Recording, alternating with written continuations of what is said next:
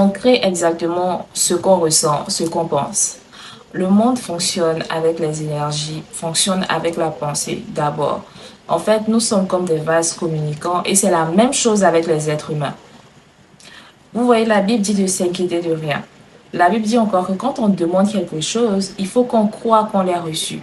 Donc, quand tu crois que tu l'as reçu, tu ne peux plus être dans le manque et dans l'attente. Et c'est exactement ça le principe de la manifestation. Parce que quand on parlera de manifestation, ça sera dans les mots du monde. Mais en réalité, c'est le principe de la foi et ce principe s'applique à tout le monde. Par exemple, vous décidez, vous priez pour quelque chose. Par exemple, vous voulez avoir un boulot. Vous voulez avoir un boulot. Et dans la manifestation, dans le monde, ils disent, quand tu veux manifester quelque chose, il faut te détacher de la chose. Et quand on dit se détacher de la chose, tu ne t'inquiètes pas, tu ne réfléchis pas à comment tu vas avoir, tu n'es pas tout le temps sur le qui-vive, tu n'es pas tout le temps en train de te demander comment est-ce que ça va venir, quand est-ce que ça va venir, si c'est possible, non, parce que ça fait saturation. L'énergie que tu dégages, en fait, la croyance que tu dégages, c'est l'inquiétude et le manque. Et tu n'es pas en train de créer ce que tu veux. Donc, tu ne peux pas manifester, tu ne peux pas emmener à toi ce que tu désires. Quand tu finis de prier et de demander le boulot, ce que tu dois faire, c'est que tu dois croire que tu l'as. Donc, maintenant, tu entres dans une manifestation, dans une application de ce que tu espères. Tu commences à te comporter comme si effectivement tu vas commencer le boulot dans 5 jours, dans une semaine. Et cela peut se manifester par exemple, acheter les vêtements. C'est-à-dire, tu entres dans une sorte de conviction. Tu sais que tu as déjà ça. Peut-être que c'est pas encore matérialisé, mais tu sais que il ne peut pas avoir d'autres options si ce n'est que tu as ça. Peu importe quand ça va arriver. Que ça arrive maintenant ou dans une semaine ou dans 2 semaines. Donc, ce que tu fais, c'est que tu arrêtes de t'inquiéter pour ça. Tu passes à autre chose parce que tu sais que ça, c'est déjà là. Et maintenant, comment manifester cela dans le présent? Tu peux par exemple aller chercher une tenue, telle tenue de boulot, tu commences à t'apprêter par rapport à ça. Je sais pas, tu commences à peut-être faire des révisions, tu commences à te projeter dans ton boulot. Et tu verras que ça va arriver. Donc, à chaque fois, il faut se demander, est-ce que je suis sur la bonne fréquence? Parce qu'on fonctionne en fonction des fréquences. Donc, est-ce que je suis sur la bonne fréquence? Est-ce que je suis sur la fréquence divine? Est-ce que je suis sur la fréquence de Dieu? Parce que si tu crois en Dieu, que tu es chrétien, tu sais que Dieu est tout puissant. Tu sais que Dieu est le créateur de tout. Et il est le rémunérateur de ceux qui le cherchent. Donc, normalement, tu ne devais pas être en manque. Tu ne devrais pas être dans la peur de manquer. Tu vas aller voir qu'il y a des personnes qui ont une facilité d'avoir l'argent, tandis qu'il y en a d'autres qui ont une difficulté d'avoir l'argent. Et tout ça, c'est au niveau aussi des croyances. Avant, bien sûr, d'être dans le monde du travail. Il y en a qui vont vraiment travailler dur et même gagner, mais ils seront toujours dans le manque. Ils n'auront pas cet argent qui va s'amasser. Pourquoi? Parce qu'à l'intérieur d'eux, ils ont une énergie de manque. Donc, même s'ils gagnent, en fait, cette monnaie-là, ils vont vite l'épuiser, c'est-à-dire ce qui en eux va repousser cela parce que ça va créer des situations qui va faire en sorte qu'ils manquent de l'argent. Même s'ils ont gagné de grosses sommes, c'est là qu'un problème va arriver. Peut-être ils vont entendre que quelqu'un est malade, peut-être un truc a brûlé, peut-être ils doivent dédommager, il y a tel problème, ça ne reste jamais. Parce que au fond de vous allez vous rendre compte qu'au fond, ils ont peur de manquer. C'est vrai qu'ils ont gagné l'argent, ils ont peur de manquer. Cela peut être dû à leur enfance, peut-être parce qu'ils ont grandi dans des familles et des conditions précaires. Et donc, ça va créer le manque et cette énergie-là va à chaque fois repousser l'argent et la mettre dans un état de pauvreté.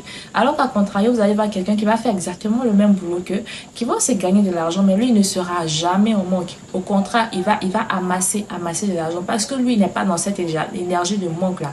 Lui, il ne manque pas d'argent. Il est habitué, en fait. Il se dit, je suis dans l'abondance. Et donc, ce qu'il a, ça se multiplie.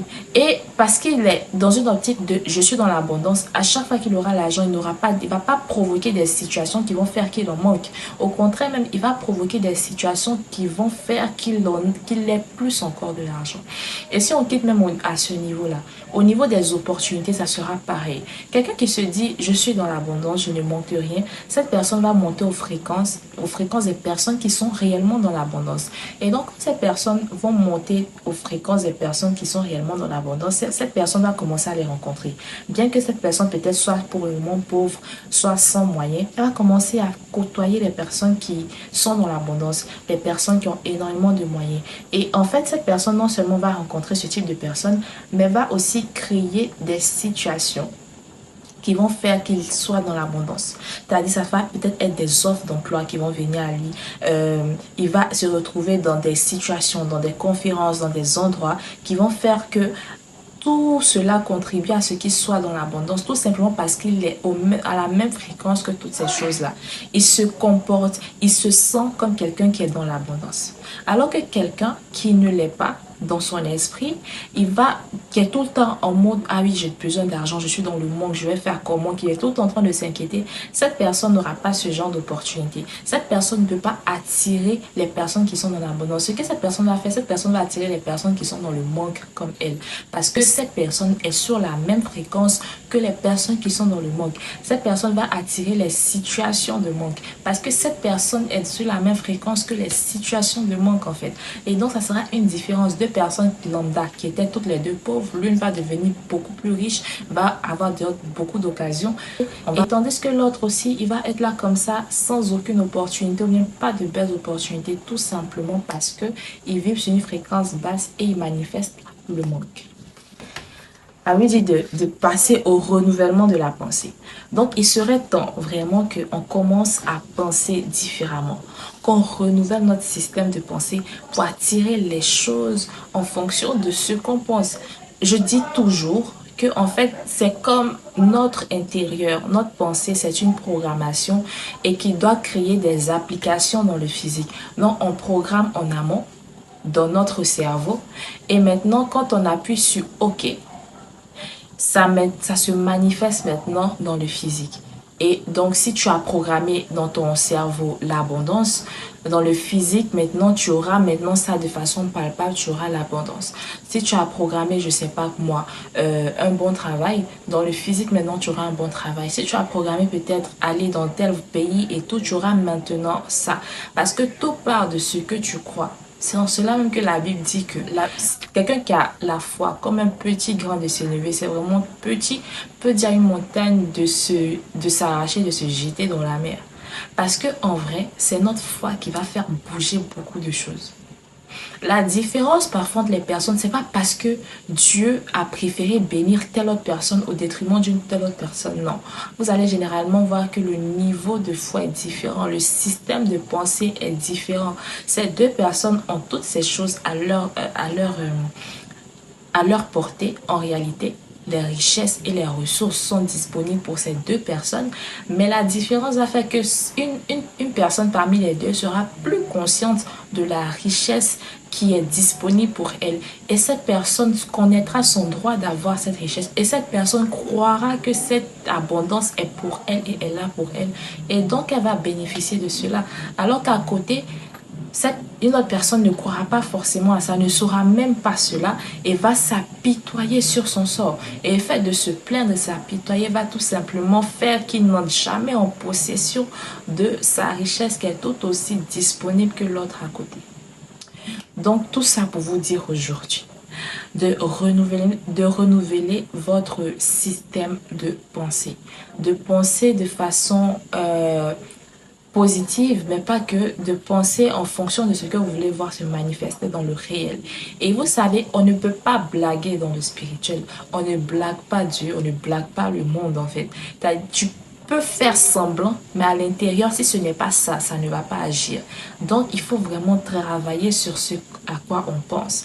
Et moi, l'une des méthodes que je vais vous donner, c'est écouter de bonnes choses et lisez de bonnes choses. Lisez des choses qui vont faire évoluer votre pensée et écoutez les choses qui vont faire évoluer votre pensée. Vous ne pouvez pas lire des trucs toxiques, rester dans un environnement toxique où vous entendez tout le temps les gens se plaindre, les gens font faire être tout le temps dans le manque, ou bien écouter des choses qui vous encouragent à rester dans la servitude, dans le manque et dans la pauvreté. Non. Et c'est un livre par excellence que vous pouvez lire, bien sûr, c'est la Bible, parce que la Bible est remplie de promesses pour ceux qui croient en Dieu, qui cherchent Dieu, est remplie de promesses. Et à force d'écouter et de lire, ça commence à devenir une réalité en nous. Ça commence à devenir une réalité, ça commence à devenir une vérité et le système de pensée change. Et en dehors de ça, bien sûr, il y a plein d'autres personnes, que ce soit des personnes qui mènent déjà une vie que vous voulez mener. Écoutez-les. Ça va vraiment changer votre vision et votre façon de voir les choses. Et vous allez voir que vous allez commencer à appeler à l'existence dans votre vie ce qui n'existait pas, mais que vous désiriez. Voilà. Ici prend fin ma vidéo. J'espère qu'elle vous aura été utile. Que Dieu vous bénisse.